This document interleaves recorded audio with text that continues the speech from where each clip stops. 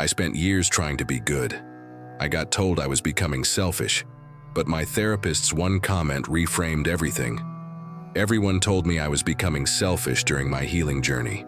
My family said I was different. Friends complained I wasn't always available. And I started questioning if healing was making me a bad person. But then my therapist said something that changed everything. Good. You're finally putting yourself first. That one moment reframed my entire journey. And if you've been told you becoming selfish while healing, or you afraid to set boundaries because it feels mean, let me show you why becoming selfish might be the most selfless thing you can do. First, we have to shatter the myth of selfless healing. Many of us are raised to believe that being good means putting everyone else first. We're taught to make ourselves small, to give, to please, to keep the peace. And while that might keep others comfortable, it keeps us stuck in cycles of pain. People-pleasing is not healing, it's just survival.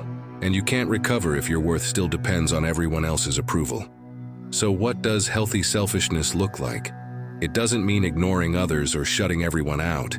It means giving yourself the same care, compassion, and patience you've always given away.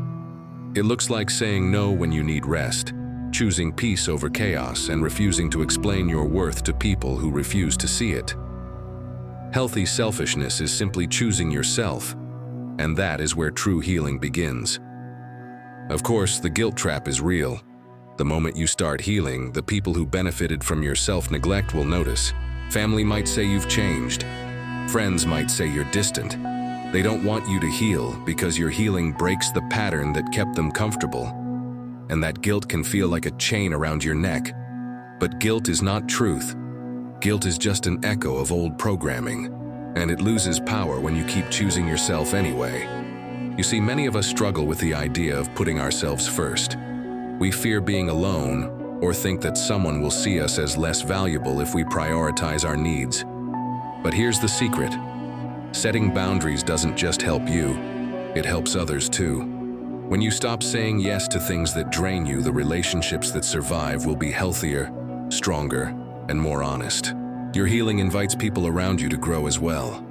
What feels selfish at first is actually the most loving choice, because it creates relationships based on respect, not obligation. So how do you practice this in daily life?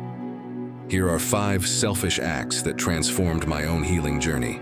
First, saying no without explanation. No is a complete sentence. Second, prioritizing rest over productivity. Healing takes energy. Third, removing yourself from toxic conversations, even if it disappoints others.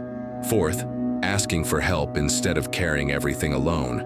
And fifth, celebrating small victories, even when no one else notices. These selfish acts are not weakness, they are strength. The truth is, healing will make you different. It will make you less available for chaos, less willing to shrink, and less dependent on others' opinions. People might call that selfish, but it's not. It's survival, it's growth, it's love turned inward for the first time. When you put yourself first, you become a role model for others.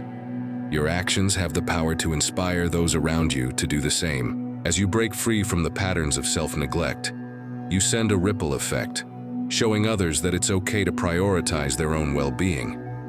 It's not selfish to seek help. It's wise. To ask for support instead of shouldering burdens alone, that's strength, not selfishness. Refusing to participate in toxic conversations isn't shunning others. It's choosing respect and mental peace. Rest is not the enemy of productivity. It's the source of sustainable energy. Healing takes time and care, not constant hustle. Saying no doesn't mean you're being mean. It means you're setting healthy boundaries. No is a full sentence, a complete statement, and it's okay to stop explaining yourself to anyone. Prioritizing your peace isn't selfish. It's an act of self-preservation. Choosing yourself isn't selfish. It's an act of defiance against a lifetime of messages telling you to shrink, to give, to make others comfortable at your own expense. When you choose you, you become the very best thing that has ever happened to you. You become your own hero, and the world needs heroes. The world needs you. I leave the next video right up there, but don't click on it just yet.